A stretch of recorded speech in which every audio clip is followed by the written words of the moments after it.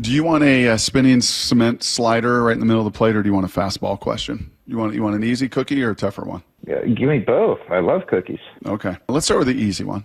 Is Julio thawed and warmed up? I mean, he certainly looks a whole lot more like Julio than we thought Julio was going to look like. Does he not? Mm-hmm. And it's been the better part of a month now. Yep. And we're seeing the power and we're seeing the speed, and he's not striking out nearly as much. I would love to see him walk a little bit more, but at this point, beggars can't be choosers. And this Julio Rodriguez was the one when I was asked, by somebody in the game a few weeks ago, do you still think Julio is any good? And I was like, he's not Bobby Witt Jr. Like, he hasn't done that to this point. And he's not Gunnar Henderson right now. And I'm not even sure he's Corbin Carroll right now. But I still think there's something really good in there. And when we were asked, who could be the next 50-50 guy in baseball, Julio was actually at the top of my list. Wow. And maybe that's foolish of me to think that he is capable of doing either when he's done neither. Mm-hmm. But that's how much I believe in Julio's physical talent. And I just think he's still he is in the midst of finding the balance that is necessary for him to fulfill all of the stuff that he desires away from the field, while still maintaining the guy he is and can be on the field. Mm. And for some players, guys, that takes time. And that takes effort, and that takes calibrating, and it takes all the things that I think he's gone through this season. And one thing I don't think Julio Rodriguez is somebody who doesn't learn lessons. I think he's very mindful about this sort of thing, and that nobody has worn this season as hard as he has, and that the lessons he's taking away from this year, the good, but mostly the bad, are going to inform who he is and allow him to be that best version of himself. Equally, I try to be mindful. I try to be a listener. A couple weeks ago, you had said to us, and it made some headlines on our station and other places, that the Mariners this offseason will likely have to trade one of these 5 starters to find an offensive bat, that the pendulum has maybe swinged a little bit in baseball.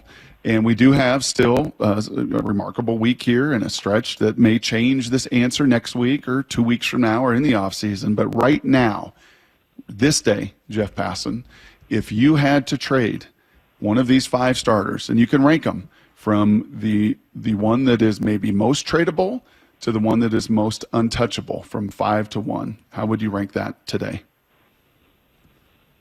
Oh, man. I told you, man, this was a school. This is a school bowl changeup. This is not an easy question. It's not easy. No, the reason it's particularly hard is because I don't know exactly how other teams value these guys, right? Mm-hmm. Like, my first instinct in this situation is that you trade Luis Castillo. And why do you think that's my instinct? Age. Correct. Age. You Mileage. Don't know. Age, innings. You don't know how the elbow's going to hold up. It's a real thing.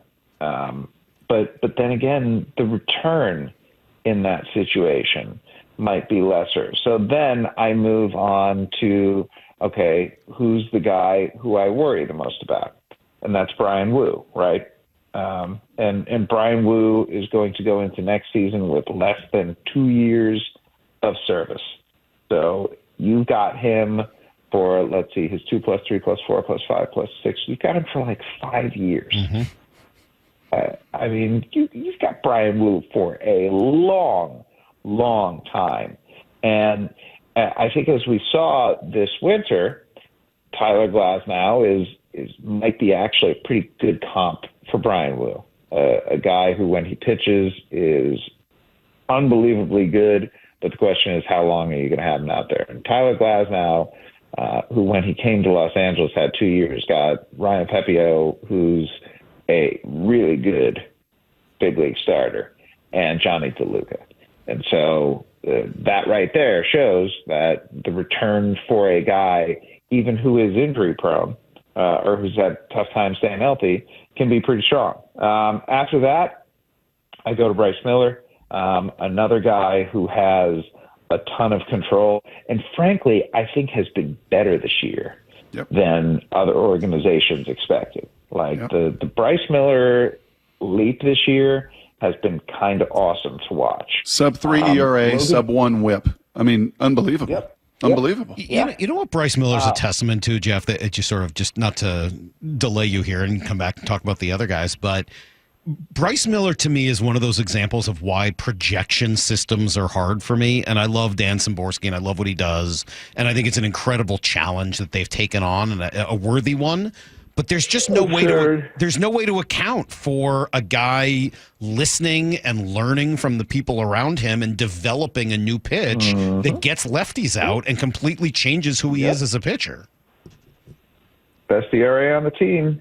I mean, even better than Blues, which and here's the thing, it's not like it's unsupported by his strikeouts and walks and home runs allowed. Like it aligns pretty well, not entirely, but it aligns pretty well with his peripherals. And then you've got, to me, the top two in George Kirby and Logan Gilbert. And I think if you are the Mariners and you want to get that guaranteed big bat return, not a guy who you're really betting on or who you think maybe he has a flaw here or there. No, if you want to get a capital D dude in return, I think you got to give up Gilbert or Kirby. And that probably at the end of the day is where I personally would lean. And it pains me to say that. And it especially pains me to say that after seeing, oh my God, this Mariners team, maybe they do have the ability to hit in them. I mean, I'm looking right now at September numbers. And the best offense in baseball in September has been the Arizona Diamondbacks. The second best offense in baseball in September has been the Los Angeles Dodgers. And the third best offense in baseball, the best offense in the American League, guys, has been your Seattle Mariners. And I'll be honest, I didn't think they had that in them. And I don't know if it's sustainable. Probably not at this point. But it's sure been nice to see. And it's sure been frustrating to see, knowing what could have been had they just shown up 2 weeks earlier. Not even like 4 weeks or 6 weeks or 8 weeks. Just 2 weeks. 2 more weeks of this. And the Mariners are in the playoffs, and we're not going through any of the agita we're going through this week as you guys sit there with nubbed fingernails from biting them because you are too nervous to bear what this team has given you all season long.